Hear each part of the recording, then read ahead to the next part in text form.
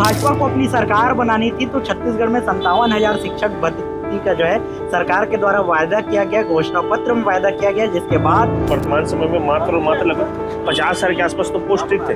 जब 50,000 के आसपास पोस्ट रिक्त तब 57,000 भर्ती कैसे निकली? 57,000 को पाने के लिए छात्र जो है, जो अभ्यर्थी है वो आंदोलन कर रहे हैं। ये वादा तो जो छात्रों ने, अभ्यर्थियों ने नहीं किया, सरकार ने ही वादा किया, लेकिन अपने ही वादे को मुकर के जो है सरकार जो है काम नहीं कर रही है, जिसके कारण अभ्यर्थियों को आंदोलन करना पड़ जा रहे हैं। काफी प्रमुखता से इस बात को रखी गई कि 57,000 पदों पर आपको भर्ती करनी है, और वो भी सभी विषय के पदों पर भर्तियां करनी है। जो हमेशा देखा गया है कि कुछ न कुछ विषय जो है वो छूट जाते हैं। 57,000 शिक्षक भर्ती का वादा धीरे धीरे कम होता गया, 33,000 में आई, फिर 16,000, फिर 5,000, अब ले दे के जो है 4,000 में सिमट कर रह गई है। जो विज्ञान संकाय है उनको भूल जाने के लिए वैकेंसी जारी ना करना, ये काफी चिंतनीय विषय है। सोचना चाहिए शासन को कि देखिए कितना महत्वपूर्ण संकाय क्या वैकेंसी नहीं ला रहे हैं। छत्तीसगढ़ में जब भाजपा को अपनी सरकार बनानी थी तो छत्तीसगढ़ में 57,000 शिक्षक भर्ती का जो है सरकार के द्वारा वायदा किया गया, घोषणा पत्र में वायदा किया गया, जिसके बाद युवाओं में उत्साह था, क्योंकि जो है शिक्षक भर्ती की बात थी और इसी बात में खुश होकर जो है युवाओं ने समर्थन दिया। छत्तीसगढ़ में भाजपा की सरकार बना दी गई, लेकिन जो है 57,000 शिक्षक भर्ती का वादा धीरे धीरे कम होता गया, 33,000 में आई, फिर 16,000, फिर 5,000, अब ले दे के जो है 4,000 में सिमट कर रह गई है। 4,000 करीब पदों पर जो है भर्ती निकली है, सहायक शिक्षक और शिक्षक के पदों पर भर्ती निकली है। सीधे बातचीत करते हैं, सीजीपी से अड्डे वाले हैं भैया, अजीत भैया हैं, जिनका आप वीडियो देखते होंगे। लगातार शिक्षक भर्ती को लेकर और साथ ही जो भी भर्ती प्रक्रिया निकलती है उसको लेकर लगातार सीजीपीएससी अड्डा जो इनका चैनल है इसमें अपडेट देते रहते हैं।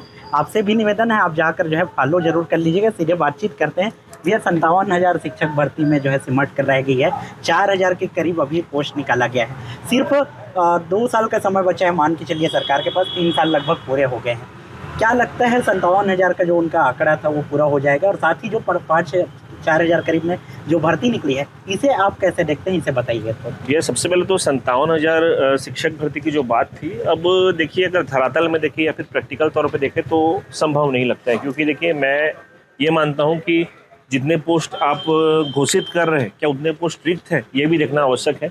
और देखिए जैसे कि हाल फिलहाल में विधानसभा का सत्र चल रहा था, इसमें जो विभागीय मंत्री महोदय उन्होंने खुद इस चीज़ को स्पष्ट तौर पर देखिए पटल में रखा है कि वर्तमान समय में मात्र और मात्र लगभग 50,000 के आसपास तो पोस्ट रिक्त थे। जब 50,000 के आसपास पोस्ट रिक्त तब 57,000 भर्ती कैसे निकालें? तो ये थोड़ा सोचने वाला विषय है। हालांकि इस मैटर को लेकर चूंकि आपने घोषणा किया है तो घोषणा को निभाना भी आपकी जिम्मेदारी बनती है।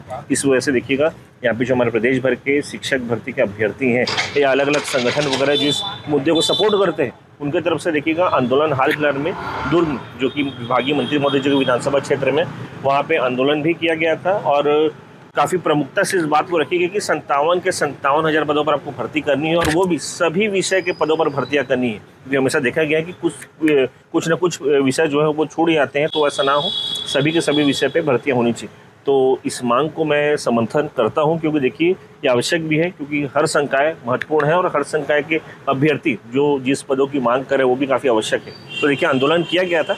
लेकिन चलिए जो वर्तमान समय की धरातल की बात करूं तो वो देखिए 5,000 शिक्षक भर्ती में हम आते हैं। इसमें देखिएगा अभी क्या है कि शुरुआती चरण में जो सहायक शिक्षक का पोस्ट है 2292, इसके लिए विस्तृत विज्ञापन जारी कर दिया गया है, फॉर्म फिलिंग चल रही है।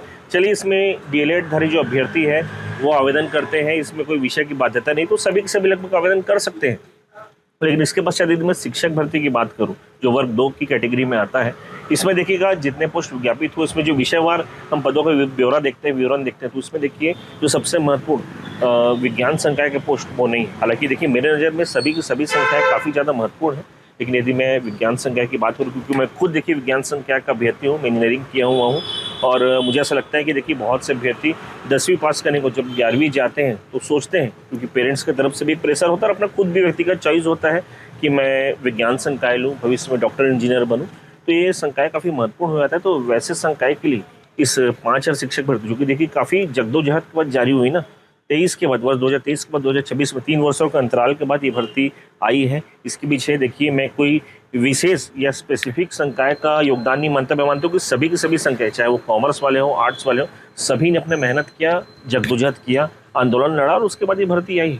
उसके पश्चात जो विज्ञान संकाय है उनको भूल जाने के लिए वैकेंसी जारी ना करना, ये काफ़ी चिंतनीय विषय है। सोचना चाहिए शासन को कि देखिए इतना महत्वपूर्ण संख्या के लिए वैकेंसी नहीं ला रहे हैं, क्योंकि देखिए ऐसा तो नहीं है कि हमारे प्रदेश भर में जितने भी शासकीय स्कूल हैं वहाँ पे सारे के सारे विज्ञान संकाय के इनके विज्ञान टीचर के पोस्ट फुलफिल हो गए हैं, भर गए, ऐसा तो नहीं है। ये स्वाभाविक सी बात है, जब आपके पास 50 है शिक्षकों की पोस्ट रिक्त है तो स्वाभाविक सी बात है उसमें विज्ञान संकाय के काफ़ी सारे पोस्ट रिक्त होंगे, तो उनको भरना भी तो आपके लिए एक जिम्मेदारी है।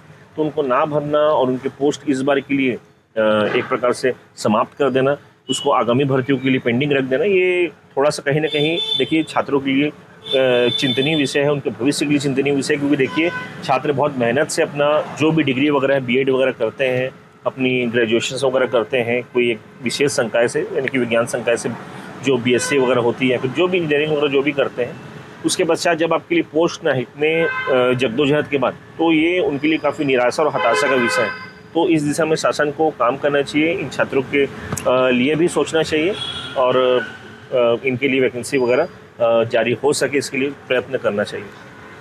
शासन सत्ता में आने के लिए 57,000 का वादा किए, अब वो 57,000 को पाने के लिए छात्र जो है, जो अभ्यर्थी है वो आंदोलन कर रहे हैं।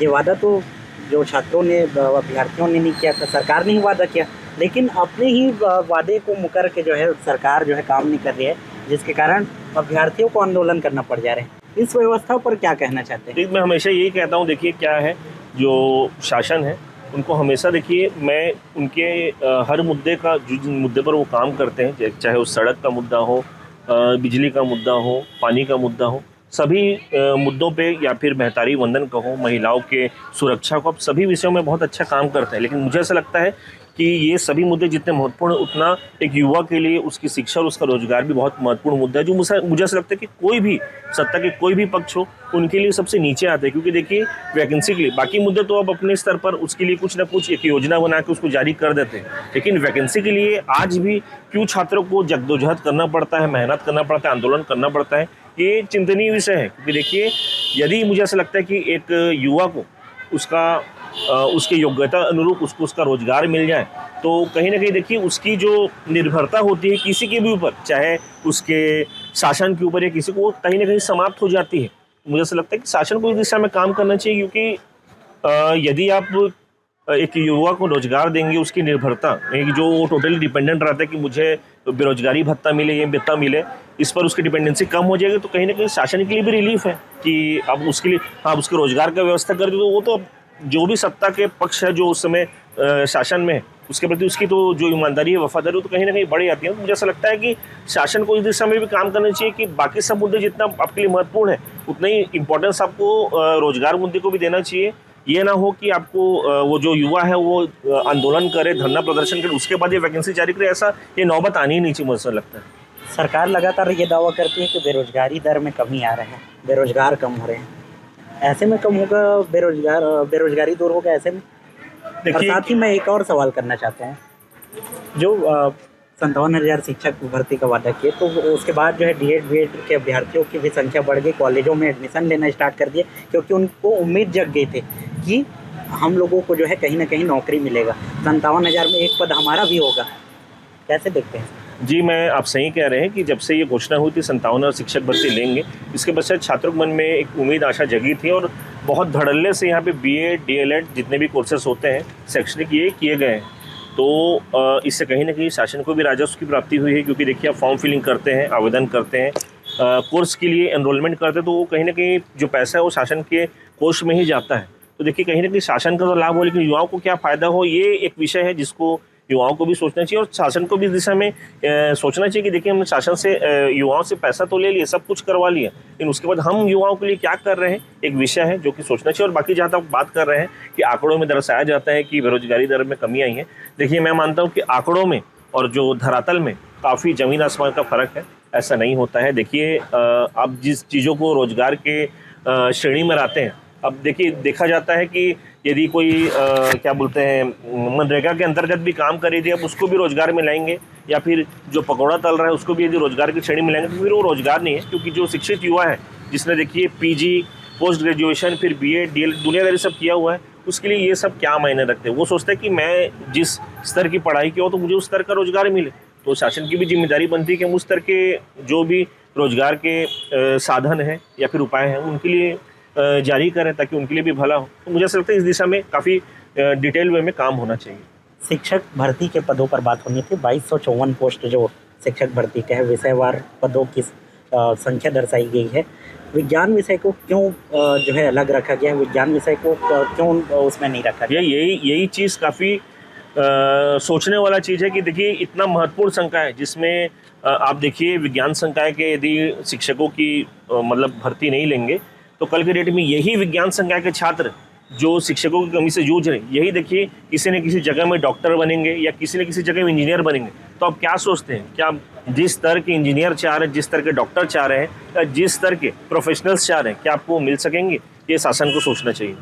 देखिए कहीं ना कहीं एक बड़ा सवाल है और शिक्षक भर्ती को लेकर जो है माहौल गरमाया हुआ है।